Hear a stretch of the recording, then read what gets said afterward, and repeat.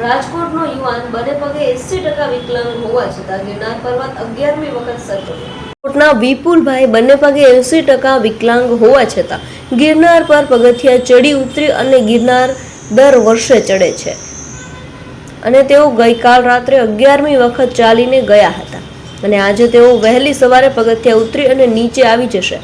ત્યારે કહેવાય છે ને કે મન મક્કમ હોય તેને હિમાલય પણ ચડવો સહેલો લાગે છે। તે કહેવત અહીં સાર્થક થતી જોવા મળે છે। વિકલાંગતા એ કુદરતે આપેલી દેણ છે, ત્યારે આ કુદરતની દેણને શ્રાપ નહીં પરંતુ આશીર્વાદ સમાન માનીને ચાલીએ અને મક્કમ મનોબળ અને હિંમત રાખીએ અને આગળ વધવાની વિકલાંગ લોકોમાં પણ હિમાલય ચડી જવાની શક્તિઓ હોય છે।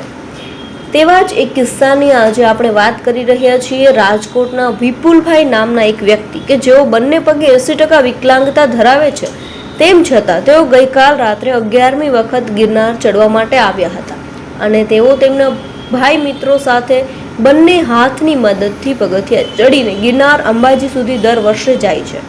તેઓ આ જ રીતે બંને પગે વિકલાંગ હોવા છતાં ગિરનાર ચડી પણ જાય છે અને પાછા ઉતરી પણ આવે છે। ત્યારે એક સામાન્ય માણસને ગિરનાર અંબાજી સુધી પગથિયાથી ચડીને જવું હોય તો વિચાર કરવો પડે છે અને ગિરનાર ચડી અને ઉતરી ગયા પછી 2 દિવસ સુધી પગને તેલનું માલિશ કરવું પડે છે। ત્યારે વિપુલભાઈ બંને પગે 80% વિકલાંગ હોવા છતાં ગિરનારના પગથિયા ચડી અને ઉતરી જાય છે અને તેઓ ગઈકાલે 11મી વખત ગિરનાર ચડી અને એક અનોખો રેકોર્ડ બનાવ્યો છે। ત્યારે જોઈએ આ બાબતે અમારો આ વિશેષ અહેવાલ કે તેમાં તેઓ શું કરી રહ્યા છે અને શું કહી રહ્યા છે। જય ગિરનારી, મારું નામ વિપુલ દામજીભાઈ બોકરવાડિયા, મારું મૂળ વતન ચાવણ, અમરેલી જિલ્લો। જ્યારે હું 2 વર્ષનો હતો ત્યારે મને બંને પગમાં વિકલાંગતાને કારણે બંને પગમાં પોલિયોને કારણે વિકલાંગતા આવી ગઈ હતી, 80% દિવ્યાંગતા। હવે આજે હું 11મી વાર ગિરનાર ચડવા જઈ રહ્યો છું।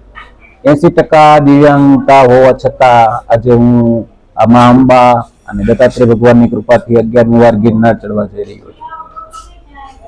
ખાસ કરીને લોકોને શું અપીલ કરશો?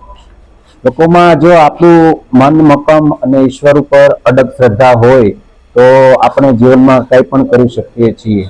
હવે આજે જ્યારે હું 11મી વાર ગિરનાર ચડવા આવી રહ્યો છું, મારા ઘણા 65 જેવા મિત્રો અને મારા ભાઈઓ અને સગા સંબંધીઓ પણ મારી સાથે છે। એ બધા મને ડગલે ને ડગલે હિંમત પૂરી પાડે છે। હવે ગિરનાર મારા માટે તો એક આસ્થા અને આત્મબળનું અને હિંમતનું પ્રતીક છે। અહીં પગથિયે પગથિયે માના આશીર્વાદ મળે છે અને એક દિવ્ય ઉર્જાનો સ્ત્રોત પ્રગટ થતો હોય એવું પણ અહેસાસ થાય છે। હવે જ્યારે હું 4થી વાર ગિરનાર ચડીને આવ્યો 2018માં, ત્યારે મને ઇન્ડિયા બુક ઓફ વર્લ્ડ રેકોર્ડમાં પણ સ્થાન મળ્યું હતું અને ત્યારબાદ મને ઇન્ડિયા બુક ઓફ રેકોર્ડમાં પણ સ્થાન મળ્યું હતું।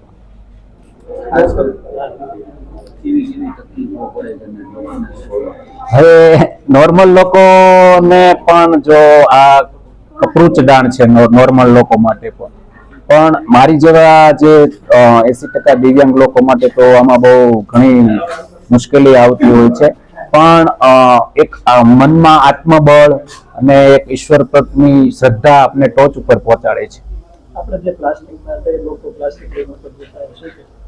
હા, આ ગિરનાર એક પ્રકૃતિથી આખો રચાયેલી એક છે અને એ આપણી બધાની સૌ પબ્લિકની ફરજ છે કે આપણે એને સ્વચ્છ અને ચોખ્ખો રાખીએ, પ્લાસ્ટિક મુક્ત રાખીએ। તો મારી એક નમ્ર નિવેદન છે કે આપણે અહીંયા પ્લાસ્ટિકનો બને ત્યાં સુધી ઉપયોગ ન જ કરવો જોઈએ, કારણ કે આ આપણે જો નહીં સાચવીએ તો આને કોણ સાચવશે? આપણી ફરજ છે કે એને પ્લાસ્ટિક મુક્ત ગિરનાર બનાવીએ અને હર્યું ભર્યું રળિયામણું હોય તો આપણે પણ બધાને ગમે।